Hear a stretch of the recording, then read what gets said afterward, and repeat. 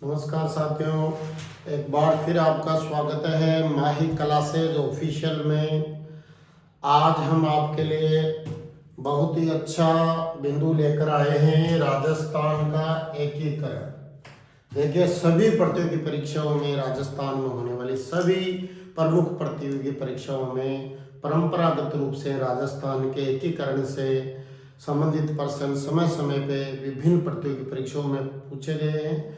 और राजस्थान का एकीकरण एक ऐतिहासिक घटना भी है, जिसमें राजस्थान के भाग्य के एक नए दरवाजे खुलते हैं। जब देश को आज़ादी मिलती है, उसके उपरांत राजस्थान का एकीकरण होता है। देखिए, राजस्थान के एकीकरण को समझने के लिए हमें राष्ट्रीय आंदोलन जो स्वतंत्रता के लिए प्रयास हुए उस कालखंड में जाना होगा। राष्ट्रीय आंदोलन जब चरम सीमा पे था, महात्मा गांधी ने करो और मरो का नारा दिया और अंतिम अहिंसक आंदोलन भारत छोड़ो आंदोलन अपने पूरे स्वभाव पे था।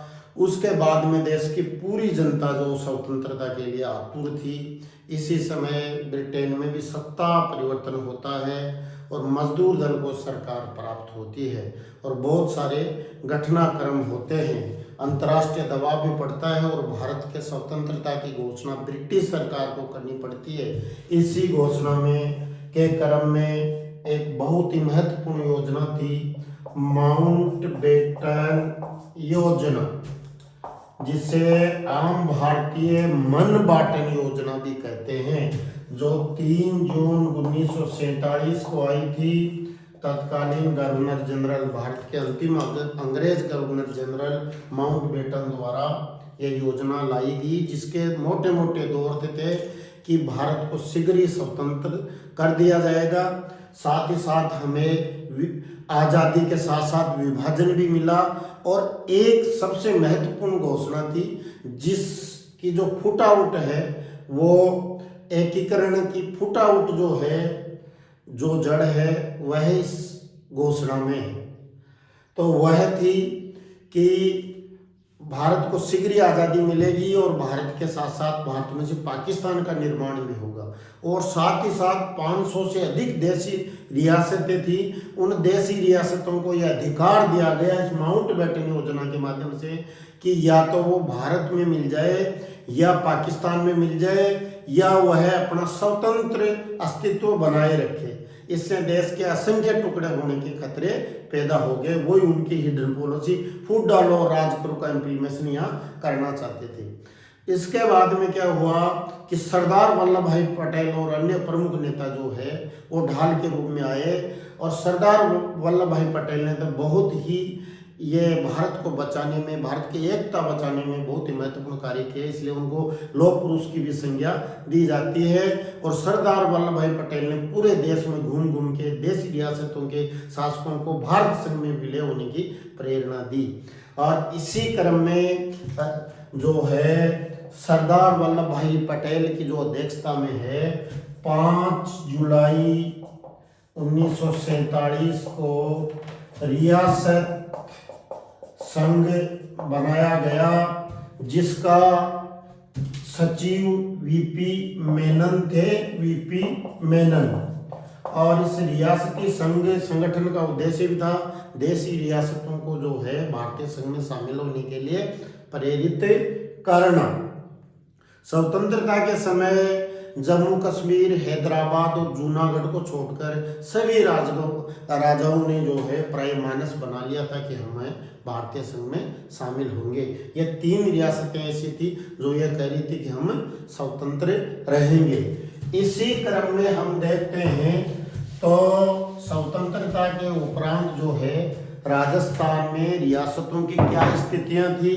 तो इस समय राजस्थान में 19 देशी रियासतें थी, 19, और 3 चीफ ठिकाने थे, कुशलगढ़,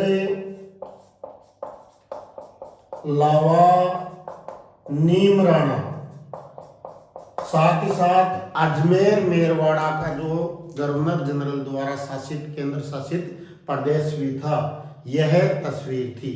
अब देखिए, जो 19 रियासतें थी, उन 19 रियासतों की बात करते हैं कि इस समय इनकी राजनीतिक स्थिति बहुत ही महत्वपूर्ण थी। आपको गंभीर विद्यार्थियों को ये ध्यान होना चाहिए कि कौन कौन सी रियासतें थी और उनके जो महाराज हैं, शासन प्रमुख कौन थे। तो देखिए 19 रियासतों में अलवर रियासत पे महाराजा तेज सिंह जी का शासन था। भरतपुर रियासत पे जो है बरजेंद्र सिंह जी का शासन था। धौलपुर में उदयभान जी थे। कोटा में महारावल भीम सिंह जी इस समय शासक थे। बूंदी में बहादुर सिंह जी थे। झालावाड़ में हरिश्चंद्र जी शासक थे। बांसवाड़ा में चंद्रवीर शासक थे।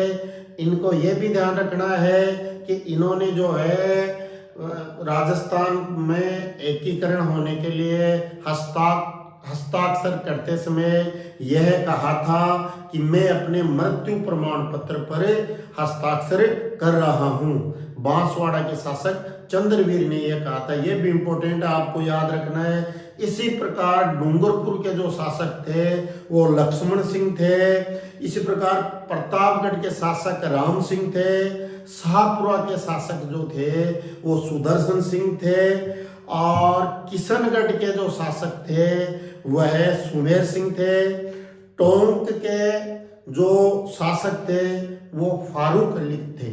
टोंक रियासत के जो शासक थे वह फारूक अली थे। यह इस हिसाब से भी इम्पोर्टेंट है कि एकमात्र मुस्लिम जो रियासत थी वो टोंक थी और उसके शासक थे वो फारूक अली थे। इसी प्रकार उदयपुर या मेवाड़ जो रियासत थी उसके जो शासक थे महाराणा भूपाल सिंह थे।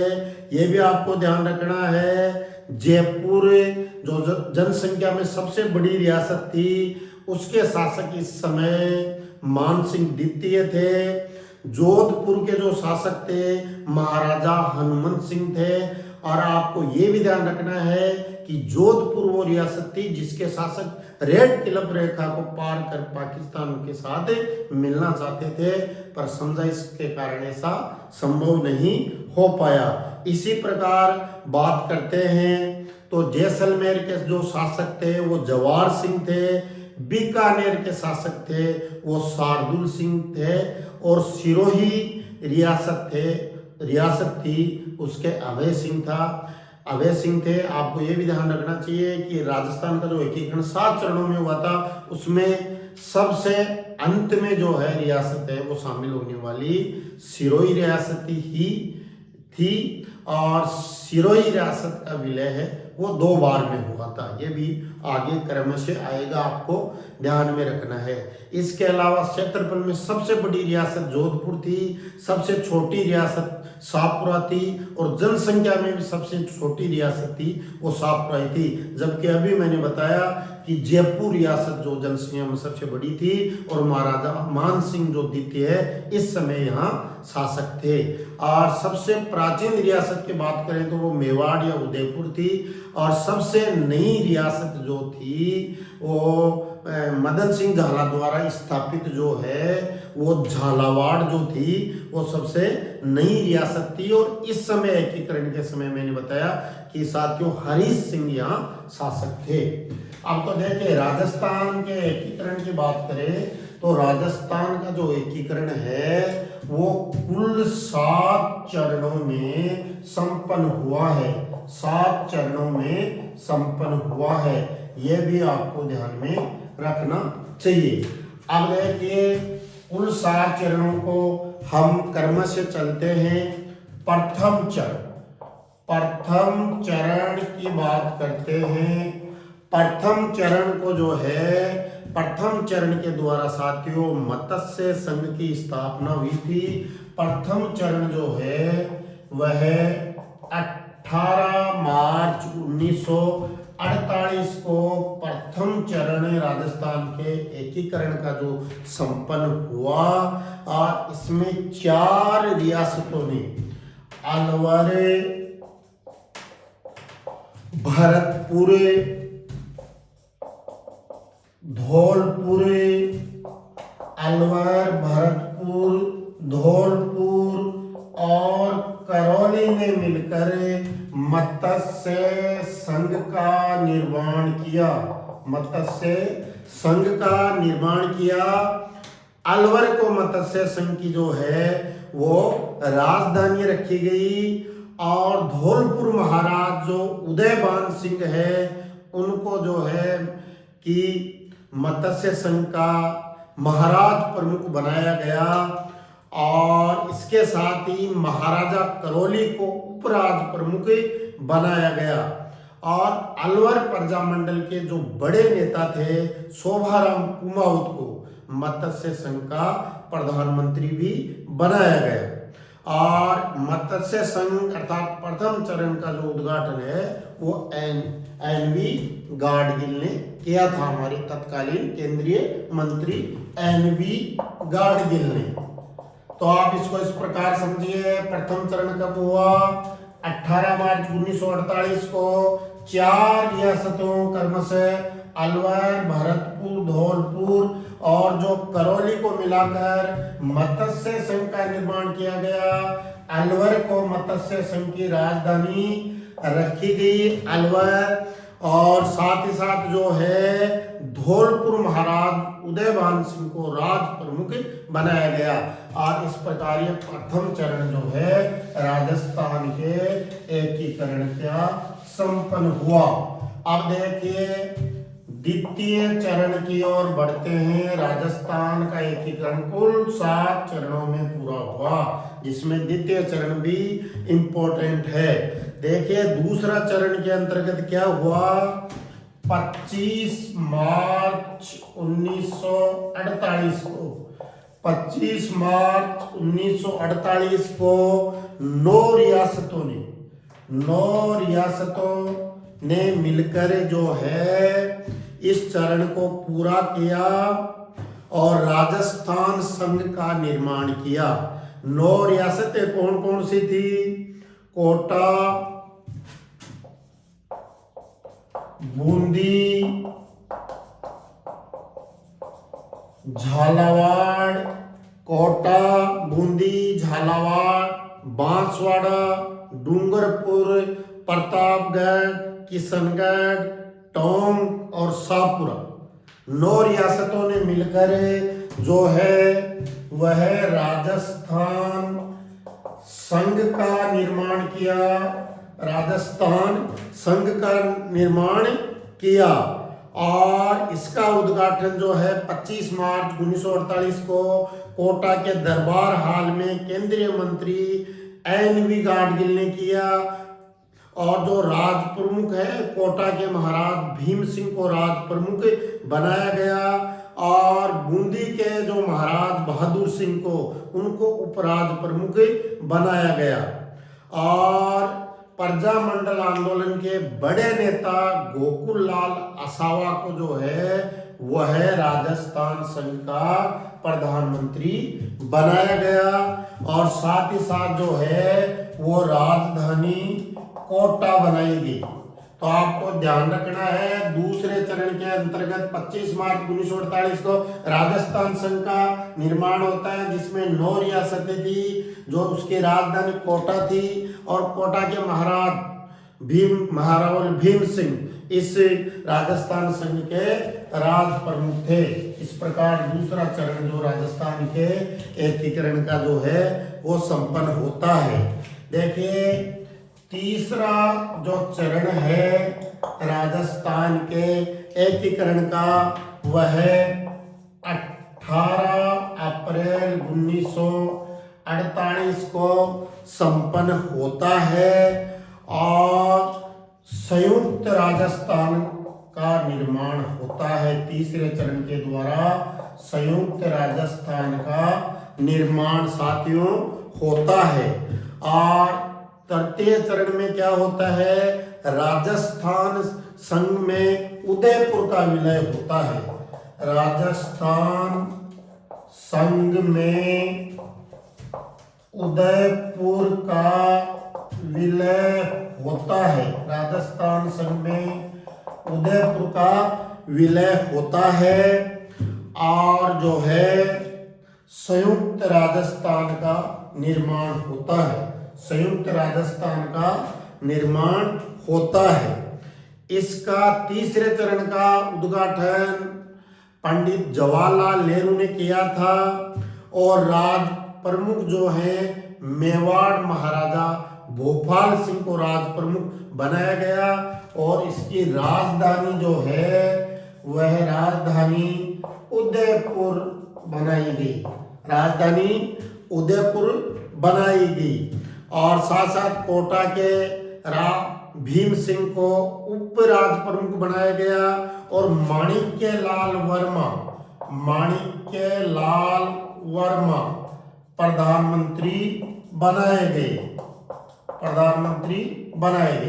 तो देखिए तीसरे चरण में आपको ध्यान रखना चाहिए कि जो राजस्थान संघ में जो तीसरे चरण में ध्यान रखना चाहिए कि राजस्थान संघ में उदयपुर का विलय होता है और फलस्वरूप संयुक्त राजस्थान का निर्माण होता है और यह कार्य 18 अप्रैल 1948 को होता है। राजधानी उदयपुर रखी जाती है, माणिक्य लाल वर्मा जो है प्रधानमंत्री बनाए जाते हैं और उदयपुर के जो महाराजा जो हैं भोपाल सिंह वो जो है राज प्रमुख बनाए जाते हैं। अब देखिए इसी राजस्थान के एकीकरण के चौथे चरण की बात करते हैं जो भी बहुत ही इंपॉर्टेंट है। चौथा चरण राजस्थान के एकीकरण के जो चौथे चरण में वृहद राजस्थान की स्थापना होती है। वृहद राजस्थान की स्थापना होती है 30 मार्च 1949 को। 30 मार्च 1949 को वृहद राजस्थान की स्थापना होती है और संयुक्त राजस्थान में होता क्या है, पहले से बन चुके संयुक्त राजस्थान में 4 बड़ी रियासतों का विलय होता है। 4 बड़ी रियासतों का विलय होता है। जयपुर, जोधपुर, जैसलमेर और बीकानेर का विलय होता है। संयुक्त राजस्थान में 4 विलय रियासतों जयपुर, जोधपुर, जैसलमेर और बीकानेर का विलय होता है और वृहद राजस्थान की स्थापना होती है जिसका उद्घाटन जो है सरदार वल्लभ भाई पटेल ने किया था। और इस चौथे चरण में जो है वह महाराज प्रमुख है। महाराज प्रमुख अभी तक राज प्रमुख ही बनाए जा रहे थे, इस चरण में आकर वेरिएशन आ रहा है, यहीं से क्वेश्चन आएगा। आपको याद रखना है कि चौथे चरण में महाराज प्रमुख जो है वो किसको बनाया गया, महाराणा उदयपुर के महाराणा भूपाल सिंह को महाराज प्रमुख बनाया गया। साथ ही साथ जयपुर महाराजा मान सिंह द्वितीय को आजीवन राज प्रमुख बनाया गया, जबकि कोटा के भीम सिंह को उप राज प्रमुख बनाया गया और राजधानी जयपुर बनाई गई, राजधानी जयपुर। तो देखिए चौथा जो चरण हुआ उस चरण में जो है वो आपको ध्यान रखना चाहिए कि संयुक्त राजस्थान में 4 बड़ी रियासतों का विलय हुआ। यहाँ राजधानी तो जयपुर को बनाया जा रहा है, लेकिन महाराज जो प्रमुख है वह उदयपुर के महाराणा भूपाल सिंह को बनाया जा रहा है। और यह चौथा चरण 30 मार्च 1949, इसकी तारीख है 30 मार्च 1949 को। और आपको यह भी इसमें ध्यान रखना है कि राजस्थान दिवस भी प्रतिवर्ष चौथा चरण जब 30 मार्च 1949 को हुआ था, इसी की स्मृति में चूंकि 4 बड़ी रियासतों का जयपुर, जोधपुर, जैसलमेर, बीकानेर का जो है संयुक्त राजस्थान में विलय हो गया था एकीकरण के क्रम के तहत, इसलिए प्रति वर्ष 30 मार्च को राजस्थान दिवस भी मनाया जाता है। और साथ ही साथ ये जो वृहद राजस्थान थे इसमें हीरालाल शास्त्री को जो है वो प्रधानमंत्री बनाया गया। और हीरालाल शास्त्री जो कि राजस्थान के प्रथम मुख्यमंत्री भी कहे जाते हैं। जैसा कि आपको पता है टीकाराम जो पालीवाल है वो राजस्थान के प्रथम निर्वाचित मुख्यमंत्री थे और प्रथम मुख्यमंत्री हीरालाल शास्त्री थे, ये भी आपको ध्यान रखना है साथियों। अब देखिए 5वें चरण की बात करते हैं। राजस्थान के एकीकरण के क्रम में 5वां चरण कब होता है? 15 मई 1949 को 5वां चरण जो है वह होता है और इसमें एक महत्वपूर्ण घटना होती है। जो वृहद राजस्थान है उस वृहद राजस्थान में मत्स्य संघ का विलय हो जाता है। जो प्रथम चरण में मत्स्य संघ बना था उसका 5वें चरण में आते आते 5वें चरण में वृहद राजस्थान के साथ विलय हो जाता है और जो है संयुक्त वृहद राजस्थान की स्थापना हो जाती है। संयुक्त वृहद राजस्थान कब बनता है? संयुक्त वृहद राजस्थान कब बनता है? 15 मई 1949 को। किस प्रकार? जब वृहद राजस्थान में मत्स्य जो संघ है वो शामिल हो जाता है। साथियों 15 मई 1949 से पहले ही भारत सरकार द्वारा 2 सदस्यीय शंकर देव राय समिति इस कार्य को अंजाम देने के लिए बनी थी। उन्होंने मत्स्य संघ के सदस्यों को मोटिवेट किया और बाद में विलय करवाया गया। तो यह परंपरागत प्रश्न रहा है कि मत्स्य संघ है वो उसका विलय वृहद राजस्थान में कब होता है? वह 15 मई 1949 को होता है। इस प्रकार 5वां जो चरण है वह संपूर्ण हुआ। अब देखिए 6वां चरण। 6वां चरण होता है 26 जनवरी 1950 को। इसी दिन भारत का संविधान लागू हुआ था और भारत को गणतंत्र घोषित किया गया था। तो हमारे राजस्थान का एकीकरण का 6वां चरण 26 जनवरी 1950 को ही पूरा हुआ था और इसमें क्या हुआ था? संयुक्त वृहद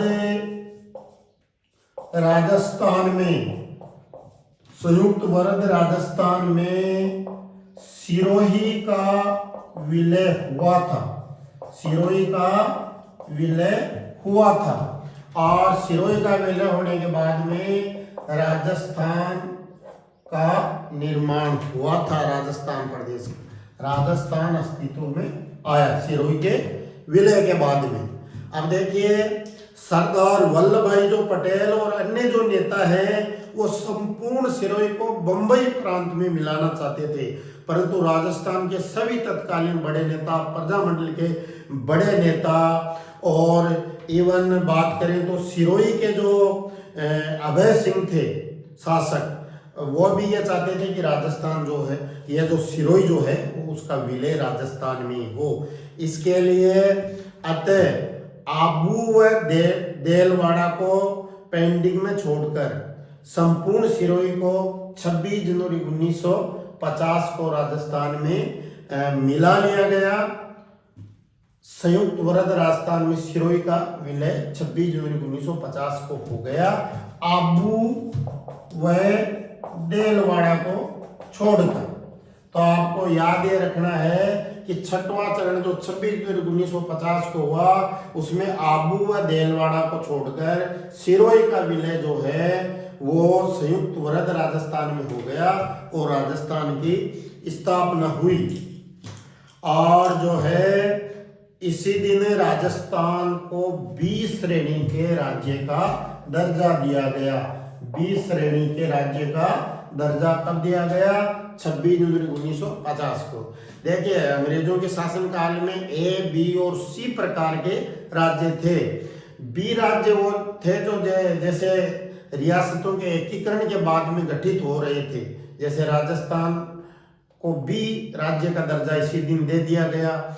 ए राज्य वो थे जो सीधे ब्रिटिश एम्पायर में आ रहे थे, बंबई, बंगाल वगैरह, और एक सी राज्य भी थे जो इस समय तक चीफ कमिश्नरी क्षेत्रों के अंतर्गत वो जिनका शासन गवर्नर जनरल के अधीन हो रहा था। तो राजस्थान इस प्रकार 26 जनवरी 1950 को 20 श्रेणी के राज्य में आ गया। और इस दिन की जो घटना हुई उसका इम्पोर्टेंट है कि संयुक्त वरद राजस्थान में जो है वो सिरोही का विलय हुआ। एक परंपरागत क्वेश्चन भी है कि सबसे अंत में मिलने वाली रियासत कौन सी थी, वो सिरोही थी।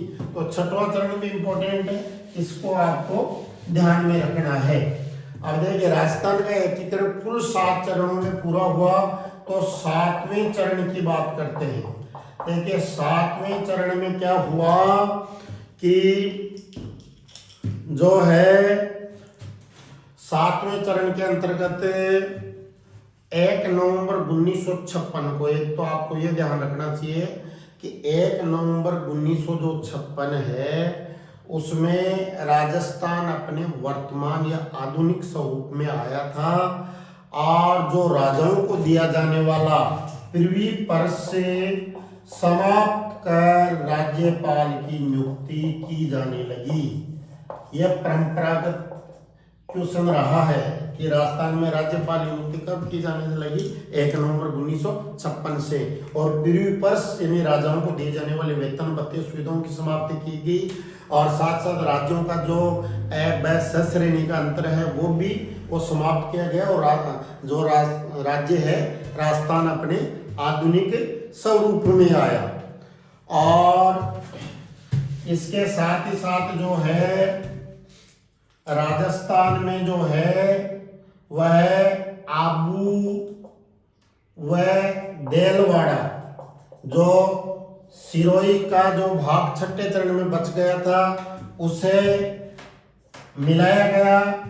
साथ ही साथ एमपी के मंदसौर जिले से भानपुरा तहसील का जो है सुनेल टप्पा भाग राजस्थान में मिलाया गया 1 नवंबर 1956 को 7वें चरण में। आबू व देलवाड़ा राजस्थान में मिलाया गया। एमपी के मंदसौर जिले के भानपुरा तहसील का सुनेल टप्पा गांव जो है वो मिलाया गया। जबकि जो है राजस्थान से जो है सिरोंज जो है वो राजस्थान से एमपी में मिलाया गया। तो ये इस प्रकार राजस्थान का जो है एकीकरण है वो कुल मिला के 7 चरणों में पूरा होता है।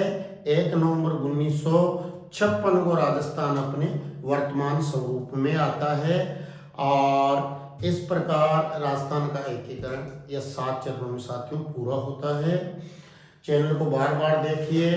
चैनल अच्छा लगे तो लाइक, शेयर और सब्सक्राइब कीजिए। Thank you.